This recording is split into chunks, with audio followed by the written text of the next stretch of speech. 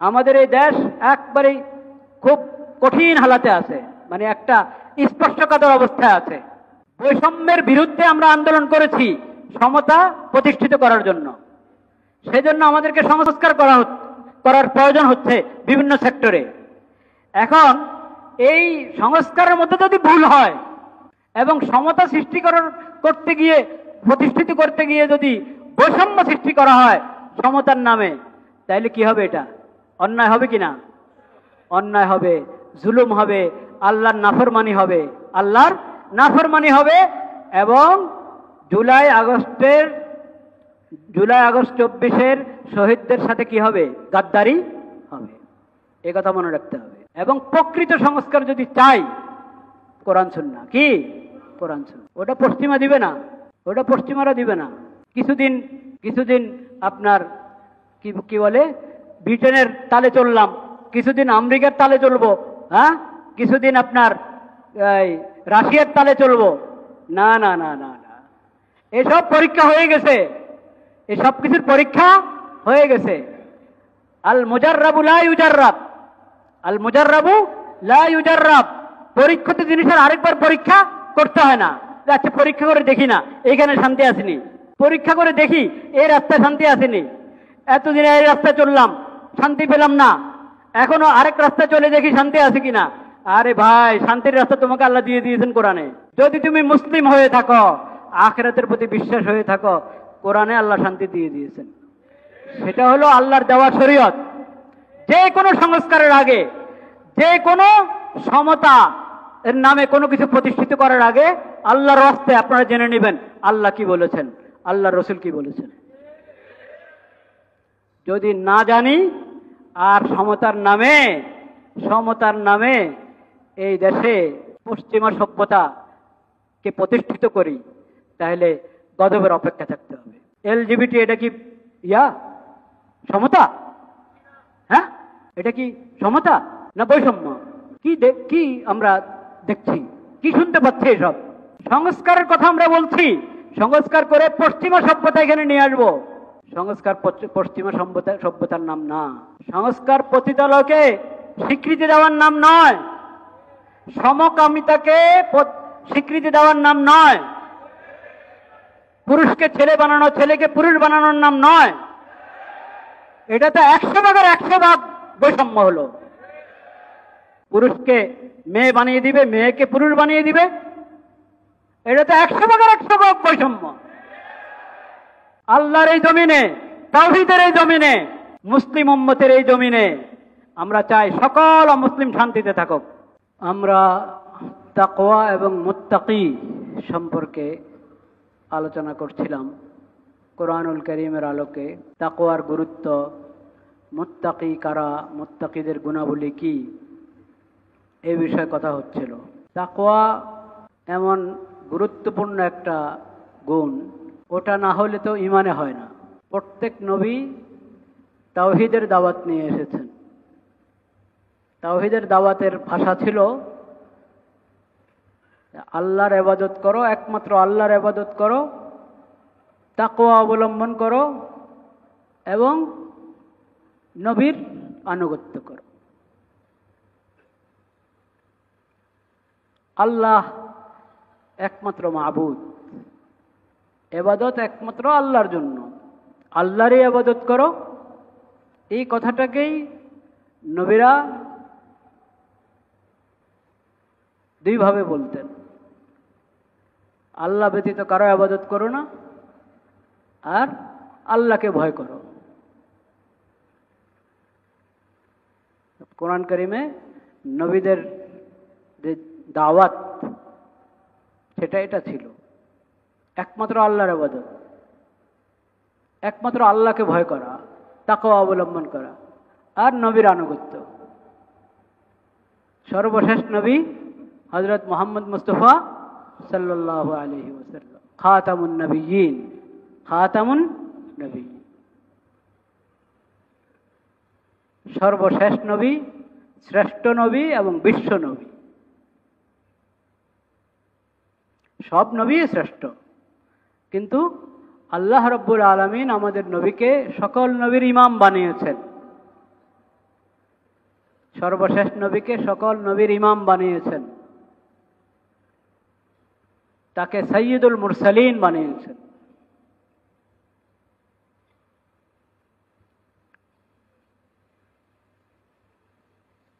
নবীর আনুগত্য, আল্লাহর ইবাদত এবং তাকওয়া, এটার নাম হলো ঈমান। কোরআন কারীম প্রথম সূরা সূরা ফাতিহার পরে দ্বিতীয় সূরা আলিফ লাম মিম। আলিফ লাম মিমের মধ্যে প্রথম কথায় আল্লাহ বলেছেন যে কোরআন কারীম, এতে কোনো ধরনের কোনো সন্দেহ নেই, এটা আল্লাহর কালাম, এতেও কোনো সন্দেহ নেই, এটাতে যা আছে সব নূর এবং হেদায়েত, এতেও কোনো সন্দেহ নেই। এই কিতাবকে আল্লাহ কোরআন কিয়ামত পর্যন্ত সংরক্ষণ করবেন, হেফাজতে রাখবেন, এতেও কোনো সন্দেহ নেই। যা রয়বাফি। এখন এই কিতাব তো হেদায়েত কার জন্য? কার জন্য হেদায়েত? লিল মুত্তাকিন, হুদাল লিল মুত্তাকিন, মুত্তাকিদের জন্য হেদায়েত। তাকওয়ার জিন্দেগি কোরআন থেকেই শিখবে, কিন্তু তাকওয়া যদি না থাকে তো কোরআন থেকে উপকৃত হবে না। যার মধ্যে আল্লাহর ভয় নাই, আখিরাতের বিশ্বাস নাই, তো সে কোরআন কারীমের হেদায়েত গ্রহণ করবে? কখনো করবে না। কোরআন কারীম আগাগোড়া হেদায়েত। যদি গোমরাহি থেকে বাঁচতে চাও, হেদায়েত পেতে চাও, কোরআন। অন্ধকার থেকে বাঁচতে চাও, আলো গ্রহণ করতে চাও, তো কোরআন। আলোকিত মানুষ কেমন হয় এটা কোরআন থেকে নিতে হবে। আলোকিত মানুষ চাই, কিন্তু আলো কোথায় আছে? কোরআনে। কোরআনের সাথে কোনো সম্পর্ক নাই, আলোকিত মানুষ পাবেন না। আলোকিত মানুষ হতে হলে তাকওয়া থাকতে হবে। তাকওয়া কাকে বলে, তাকওয়ার জীবন কেমন হয়, এটা বুঝতে হলে কোরআনের দ্বারস্থ হতে হবে, কোরআনের দিকে আসতে হবে। হুদাল লিল মুত্তাকিন।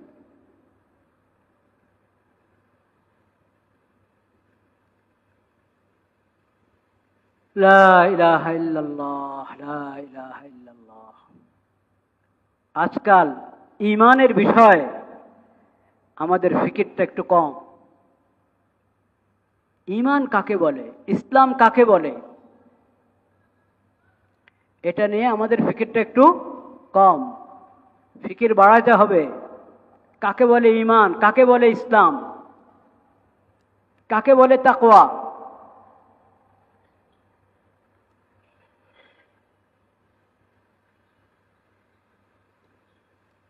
কালিমা একবার পড়েছি, ঈমান আনা হয়ে গেল। কিন্তু ঈমান এমন জিনিস যে ঈমান আনলাম আর রেখে দিলাম। ঈমান কি এমন জিনিস? কখনো না। আলাম তারা কাইফা দারাবাল্লাহু মাসালান কালিমাতান তাইয়্যিবা কাশাজারাতিন তাইয়্যিবা আসলুহা সাবিতুন ওয়া ফারউহা ফিস সামা। সূরা ইব্রাহিম। কালিমায়ে তয়্যিবার মাধ্যমে আমি ঈমান এনেছি, তো এটাকে তো আল্লাহ তাআলা, ঈমান কি জিনিস আমাদেরকে আল্লাহ তাআলা বুঝিয়েছেন যে কালিমায়ে তয়্যিবা এটা হলো সাজারায়ে তয়্যিবার মতো একটা পবিত্র বৃক্ষ, গাছ। ঈমানের কালিমা যখন তুমি পাঠ করলে, অন্তর থেকে বিশ্বাস করলে, তো এর অর্থ হলো তুমি একটা গাছ রোপণ করলে, একটা গাছ রোপণ করলে। এই গাছটা কোন জমিনে? কলবের জমিনে। কালিমার মাধ্যমে আমি যে গাছ রোপণ করেছি, পবিত্র গাছ, পবিত্র বৃক্ষ রোপণ করেছি, এটা কোথায়? কলবের জমিনে। আসলুহা সাবিতুন। কলবের জমিনে ঈমানের বৃক্ষ যে আমি রোপণ করলাম। আপনি এমনি যদি কোনো গাছ লাগান তো এটার যত্ন নিতে হয় না? হ্যাঁ, পানি দিতে হয়, আরো যা করার, যেমন যেভাবে যত্ন নেওয়া দরকার যে গাছের, সেভাবে যত্ন নিতে হয়, আগাছা সাফ করতে হয়, এটাকে হেফাজত করতে হয়। তো এই ঈমান নামক যে বৃক্ষ, এটারও কি করতে হবে? হেফাজত করতে হবে, যত্ন নিতে হবে, এটার জন্য কাজ আছে। তাহলে এটা কলবের জমিনে মজবুত হয়ে বসবে।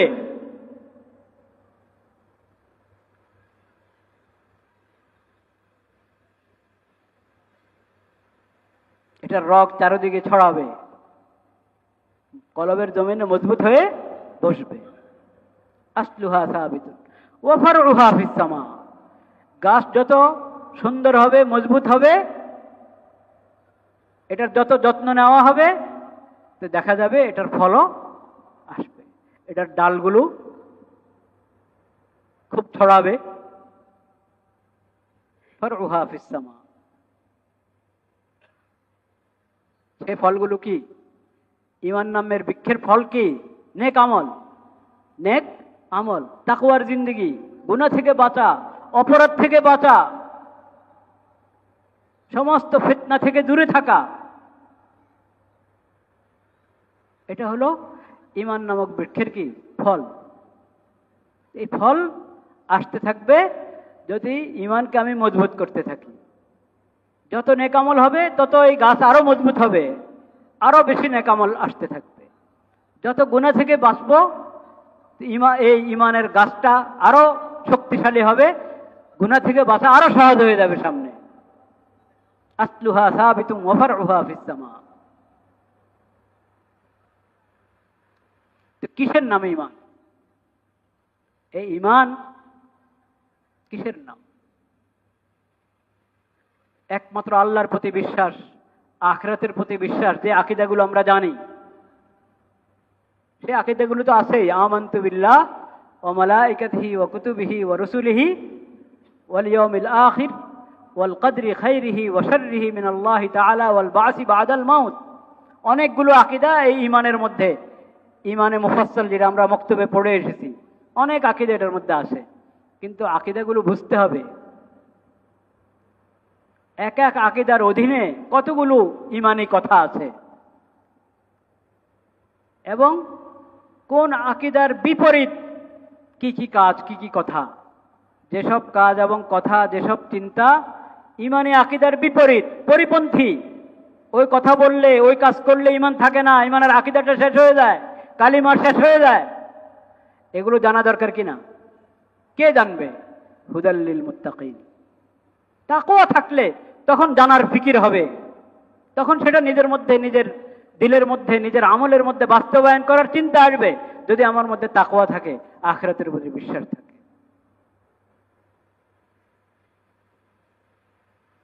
তো প্রথম কথা ঈমানের যেটা, লা ইলাহা ইল্লাল্লাহ। প্রথম কথা কি? লা ইলাহা ইল্লাল্লাহ। সব ধরনের শিরক থেকে বেঁচে থাকতে হবে।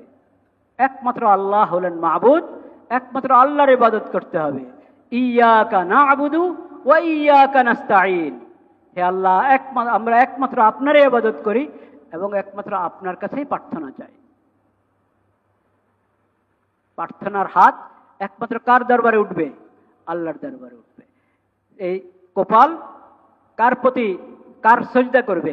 একমাত্র আল্লাহকে সিজদা করবে। আল্লাহ সিজদার জন্য, আল্লাহকে সিজদা করার জন্য জমিনে লুটে পড়বে। সিজদা একমাত্র আল্লাহর হক, প্রার্থনা একমাত্র আল্লাহর হক। ইয়াকা না'বুদু ওয়া ইয়াকা নাস্তাঈন। প্রথম কথা লা ইলাহা ইল্লাল্লাহ। দ্বিতীয় কথা মুহাম্মাদুর রাসূলুল্লাহ। মুহাম্মদ সাল্লাল্লাহু আলাইহি ওয়াসাল্লাম আল্লাহর রাসূল। তিনি সর্বশেষ নবী, শ্রেষ্ঠ নবী, বিশ্ব নবী। তাকে আল্লাহ তাআলা যে শরীয়ত দান করেছেন, মুক্তি, সফলতা একমাত্র ওই শরীয়তের অনুসরণের মধ্যে। সূরাতুল জাসিয়া 25 নম্বর পারায় আল্লাহ তাআলা বলেছেন,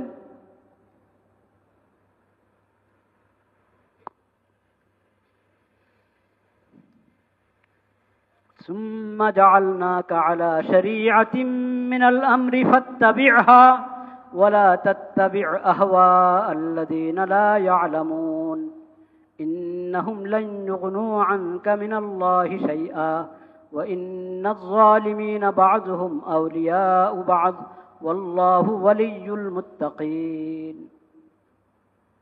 هذا بصائر للناس وهدى ورحمة لقوم يوقنون। আম হাসিবাল্লাযীনা ইজতারাহুস সাইয়্যাতি আন নাজআলাহুম কাল্লাযীনা আমানু ওয়া আমিলুস সালিহাত সাওয়াআম মাহইয়াহুম ওয়া মামাতুহুম সাআ মা ইয়াহকুমুন। সূরাতুল জাসিয়া 25 নম্বর পারায় আল্লাহ রাব্বুল আলামিন বলেন, হে নবী, আমি আপনাকে দ্বীনের একটি শরীয়ত দান করেছি। দ্বীনের একটি শরীয়ত, আল্লাহর দ্বীন। আল ইয়াউমা আকমালতু লাকুম দীনাকুম ওয়া আতমামতু আলাইকুম নি'মাতি ওয়া রাদিতু লাকুমুল ইসলামা দীনা। আল্লাহ যে দ্বীন আল্লাহর বান্দাদের জন্য চেয়েছেন, পছন্দ করেছেন, সেটা হলো ইসলাম। সেটা কি? ইসলাম। দ্বীনের জন্য একটা শরীয়ত লাগবেই।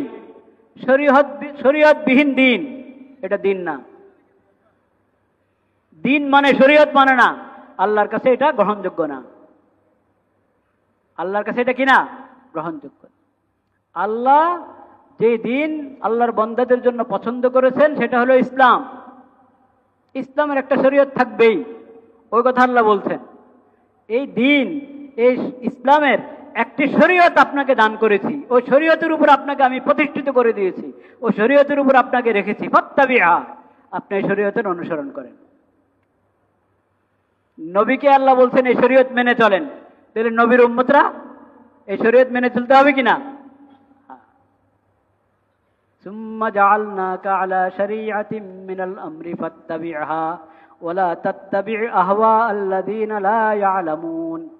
যাদের কাছে ওহীর ইলম নাই, খুব পণ্ডিত, দুনিয়া খুব ভালো বোঝে, আল্লাহ সেটা বলছেন না। যাদের কাছে ওহীর ইলম নাই, ওহীর জ্ঞান নাই, তাদের খেয়াল খুশি অনুসরণ করবেন না হে নবী। এটা হলো তাকওয়া, এটা হলো ঈমান, ইসলাম। আপনাকে শরীয়ত দান করেছি। ইসলাম সকলের জন্য দ্বীন। দ্বীন বলতে তার মধ্যে শরীয়ত থাকবে। ইসলামের শরীয়ত আপনাকে দান করলাম এই কোরআনের মাধ্যমে, হাদিসের মাধ্যমে। হে নবী, আপনার সুন্নত, আপনার জীবন, এটাই উম্মতের জন্য কি?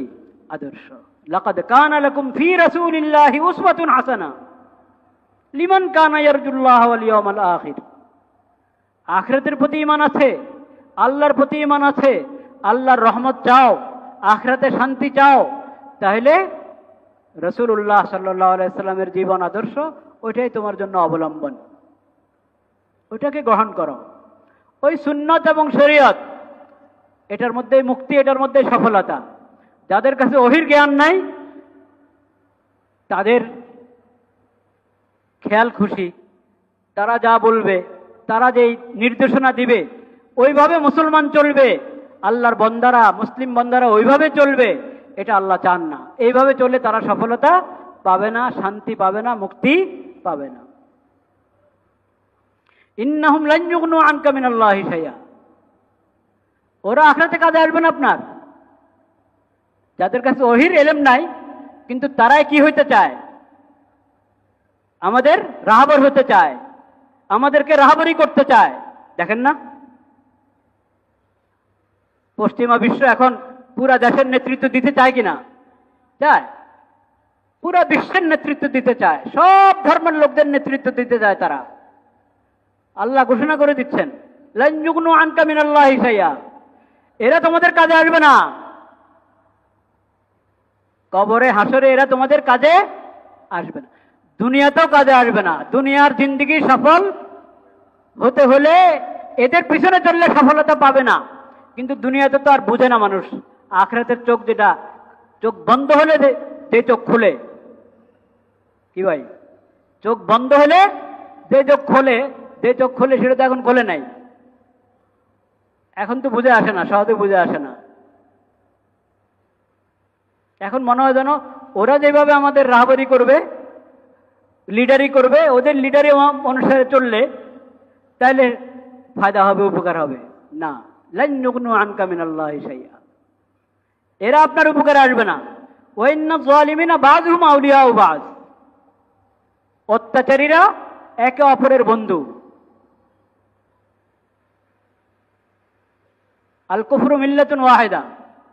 কুফর, শিরিক। এখন যে কাফের হক যে মুশরিক হক, মুসলিম এবং মুশরিক এবং কাফির, যত অমুসলিম ঘুরে ফিরে তারা এক, ঘুরে ফিরে তারা কি, তাদের সবার দুশ্মনী ইসলামের সঙ্গে, ইসলামের সাথে কারো দুস্তি নেই। কিন্তু তুমি মুসলিম, আল্লাহ তোমাকে কালিমার নিয়ামত দান করেছেন, ইসলামের নিয়ামত দান করেছেন। তোমাকে বুঝতে হবে তোমার সফলতা আল্লাহর দেওয়া শরীয়তের মধ্যে। সর্বশেষ নবী, শ্রেষ্ঠ নবী, বিশ্ব নবী হযরত মুহাম্মদ মুস্তাফা সাল্লাল্লাহু আলাইহি ওয়াসাল্লামের সুন্নতের মধ্যে, তার হাদিসের মধ্যে, তার হাদিসের অনুসরণের মধ্যে। কোরআন সুন্নাহ, আল্লাহর দেওয়া শরীয়ত, আল্লাহর নবীর সুন্নত, এর বাইরে গিয়ে তোমরা সফলতা পাবে না, মুক্তি পাবে না। এখন যারা তোমাদেরকে পরিচালনা করতে চান, তাদের পিছনে চললে তোমাদের দুনিয়াও বরবাদ, আখিরাতও বরবাদ। দুনিয়াতে বরবাদ, এটা হয়তো কোনো সময় টের পাবে, কোনো সময় টের পাবে না। আখিরাতে বরবাদ, ওটা তো একবারই চোখ বন্ধ হওয়ার পর থেকে শুরু হয়ে যাবে। কিচ্ছু খুঁজে পাওয়া যাবে না, কাউকে খুঁজে পাওয়া যাবে না, কোনো লিডারদেরকে তখন খুঁজে পাওয়া যাবে না।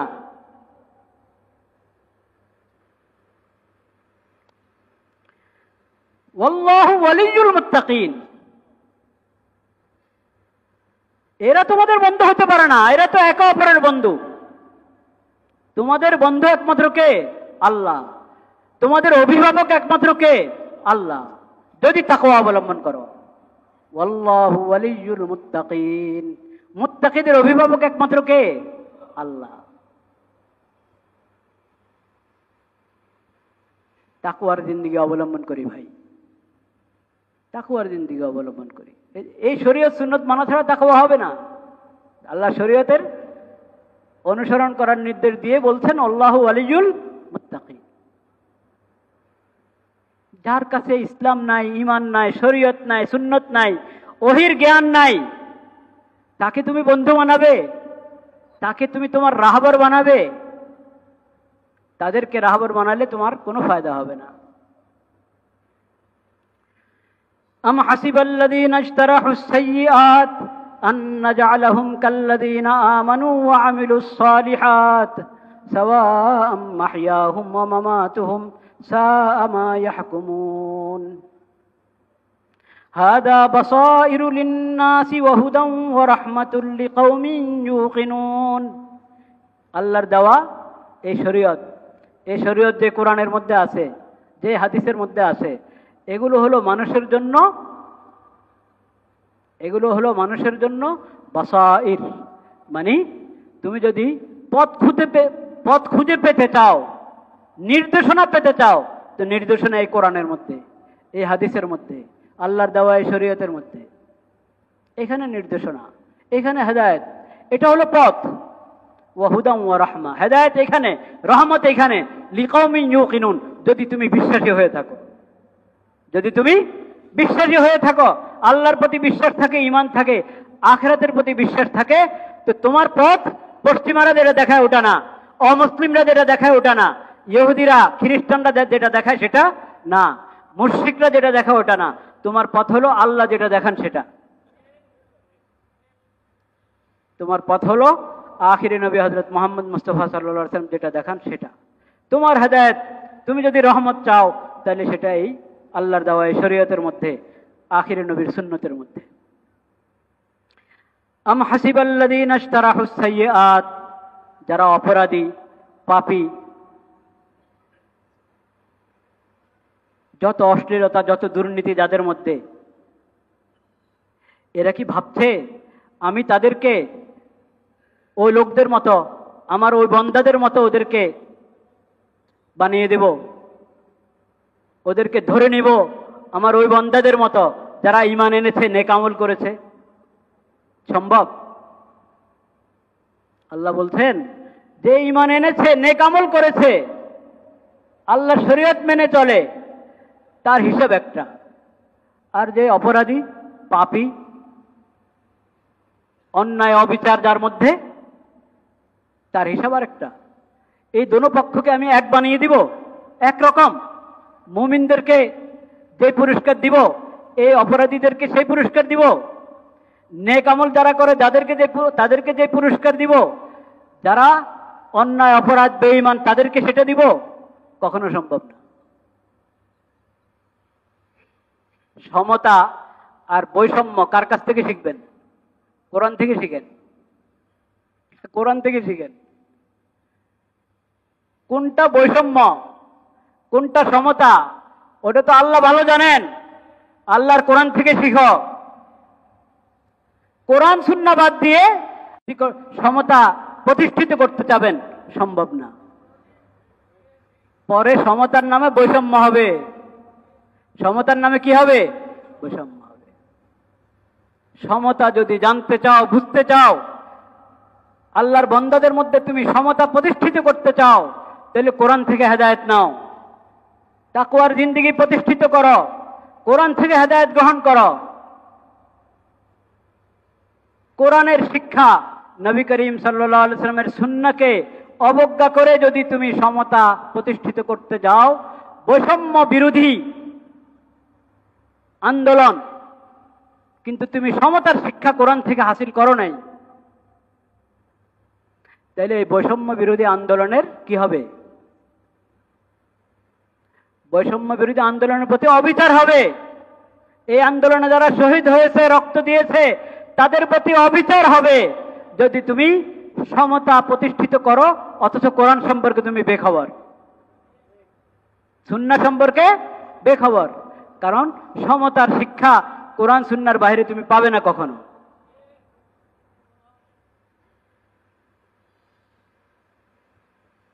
এই যে দেখেন, আল্লাহ তাআলা ভাগ করে দিয়েছেন মুমিন আর মুমিন না।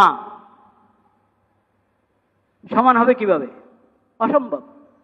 একজন নেক আমল করে, একজন পাপ করে, সমান হবে কিভাবে?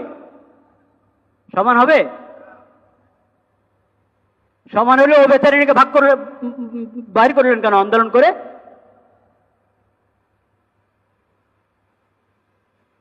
এটা দেশে কথা। সন্ধ্যা পর্যন্ত অপেক্ষা করতে পারে নাই, আন্দোলনের মুখে বের করে দিলেন। এর মানে ইনসাফ আর জুলুম এক হতে পারে না। ইনসাফ আর জুলুম এক হতে পারে না। ঈমান আর মুনাফিকি এক হতে পারে না। আমানত এবং খেয়ানত এক হতে পারে না। আমানত, সততা, সত্যবাদিতা আর দুর্নীতি এক হতে পারে? এক হতে পারে না। তাহলে সমতা আর বৈষম্য, এটা কার কাছ থেকে শিখতে হবে? কোরআন থেকে শিখতে হবে, সুন্নাহ থেকে শিখতে হবে। সাওয়া'আম মাহইয়াহুম ওয়া মামাতুহুম, তাদের হায়াত, তাদের মত একরকম হবে? একজন অমুসলিম ঈমান ছাড়া, আল্লাহর প্রতি ঈমান ছাড়া মারা গেছে, তার কবরের জিন্দেগি আর যে ঈমান নিয়ে মারা গেছে তার কবরের জিন্দেগি এক হবে? সম্ভব না। তার হাসরের জিন্দেগি এক হবে? এক হবে না। মাহইয়াহুম, জীবদ্দশায় ঈমানওয়ালার জিন্দেগি, ঈমানওয়ালার জিন্দেগি, নেক আমলওয়ালার জিন্দেগি, সুন্নতের অনুসারী লোকের জিন্দেগি যত শান্তিময় হয়, যত শান্তিময় হয়, একজন অমুসলিমের আল্লাহর প্রতি ঈমান নাই, আখিরাতের প্রতি ঈমান নাই, তার জীবন শান্তিময় হতে পারে না, হতে পারে না। অথচ আল্লাহ তাআলা আল্লাহর প্রতি ঈমান না থাকা সত্ত্বেও, আল্লাহর প্রতি ঈমান না থাকা সত্ত্বেও তাকে আল্লাহর জমিনে থাকতে দিচ্ছেন, দিচ্ছেন না? হ্যাঁ, আল্লাহ তাআলা বাধ্য করে মুসলমান বানাচ্ছেন কাউকে। আল্লাহ শরীয়তে এই বিধান দেয় না তুমি বাধ্য করে কাউকে মুসলমান বানাও, এই বিধান শরীয়তে আল্লাহ দেন নাই। লা ইকরাহা ফিদ্দিন। আল্লাহ ঈমানের দাওয়াত দিয়েছেন, সবাই ঈমান আনো, ঈমানের মধ্যে শান্তি। ঈমান ছাড়া যদি মরো তাহলে আখিরাতে ধরা আছে। আখিরাতে কি আছে? আল্লাহ এই কথা বলে দিয়েছেন। কিন্তু আল্লাহ বলেন নাই, আল্লাহ তাআলা বলেন নাই যে বাধ্য করে কাউকে কি করো, মুসলমান বানাও, বলেন না আল্লাহ তাআলা। এর মানে কি? আল্লাহ তাআলা অমুসলিমদেরকে আল্লাহর জমিনে নিরাপদে থাকতে দিচ্ছেন, নিরাপদে থাকতে দিচ্ছেন। তাদের জানমালের নিরাপত্তা, তাদের ইজ্জতের নিরাপত্তা আল্লাহ তাআলা দিয়ে দিয়েছেন সব অমুসলিমকে, সমস্ত অমুসলিমকে আল্লাহর পক্ষ থেকে নিরাপত্তা দেওয়া আছে। আল্লাহর জমিনে তারা থাকতে পারবে। অথচ আল্লাহর বিদ্রোহী। আল্লাহর কি বিদ্রোহী?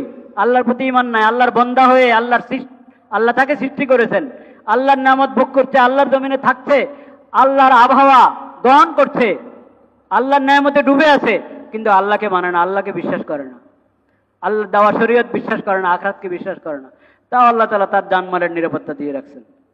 ঠিক না বে ঠিক? ঠিক। কিন্তু আপনি জিজ্ঞাসা করেন শান্তিতে আছে কিনা? সে শান্তিতে নাই।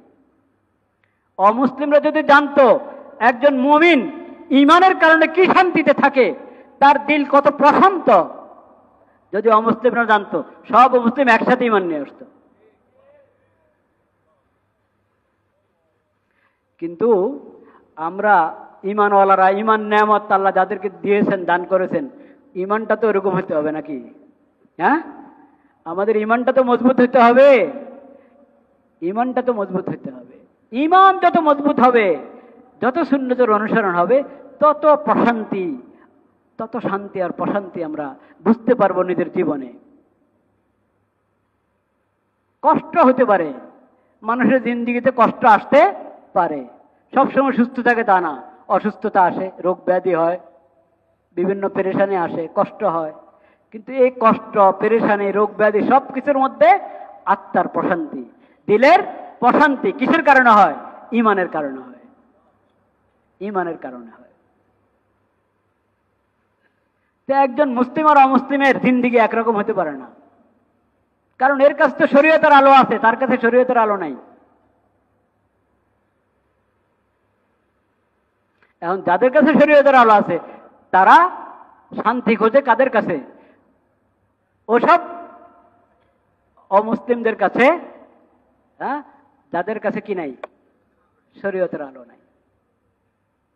যাদেরকে আল্লাহ আলো দান করেছেন, তারা আলো খোঁজে অন্ধকারে ডুবে আছে ওদের কাছে। এটা ভালো কথা?